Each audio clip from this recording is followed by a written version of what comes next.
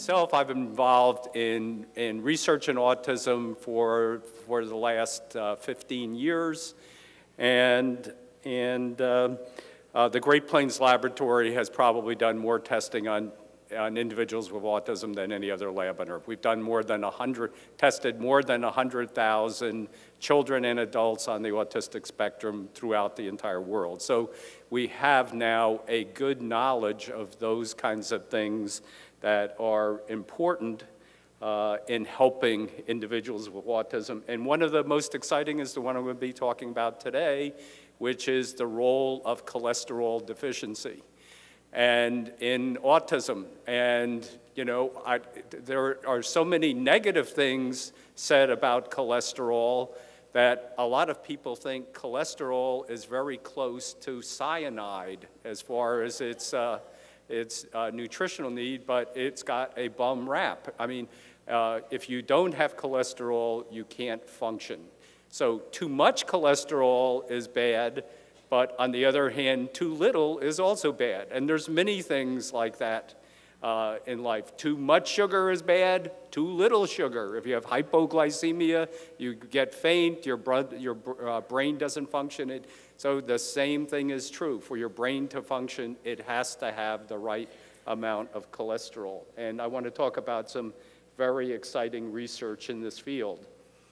So the first thing I'm going to talk about is a disorder called SLOS, and it's just the initials of the first doctors, the last names of the doctors who first discovered this, and it's Smith, Lemley, and Opitz syndrome. So that's where it comes from, and I'm going to talk about why cholesterol is important to the brain,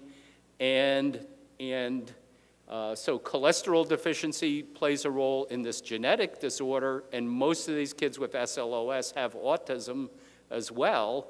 So I think that's very significant. But I'm also going to talk about cholesterol deficiency in regular autism, which is the vast majority of, for those of you who are parents or physicians, this is the regular autism is the group that you see of the most. This SLOS is a relatively rare disorder, but it is one of the genetic causes of autism.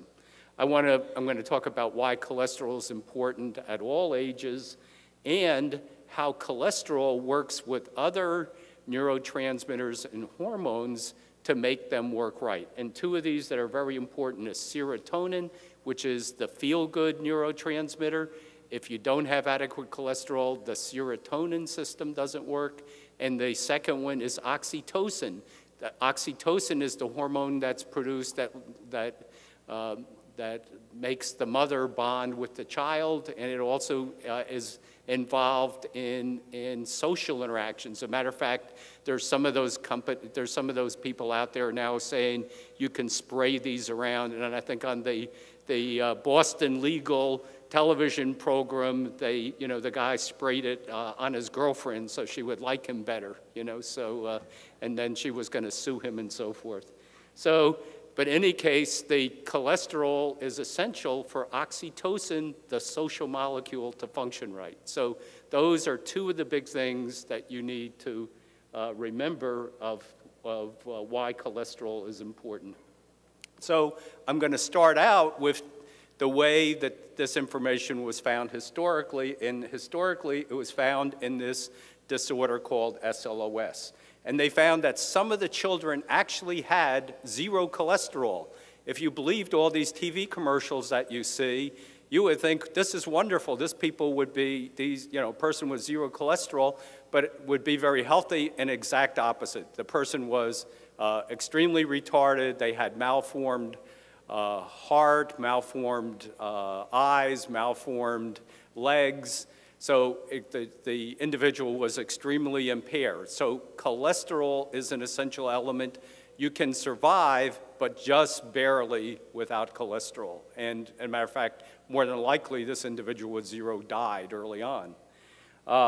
And it is a classic genetic disorder. You just can't convert one compound to the other. And the one compound that I can't convert is the last step in cholesterol synthesis. The body needs about 26 different steps to make cholesterol number 26 is the one that's deficient in this SLOS. And because of this, the person builds up the precursor of cholesterol, which is called dehydrocholesterol.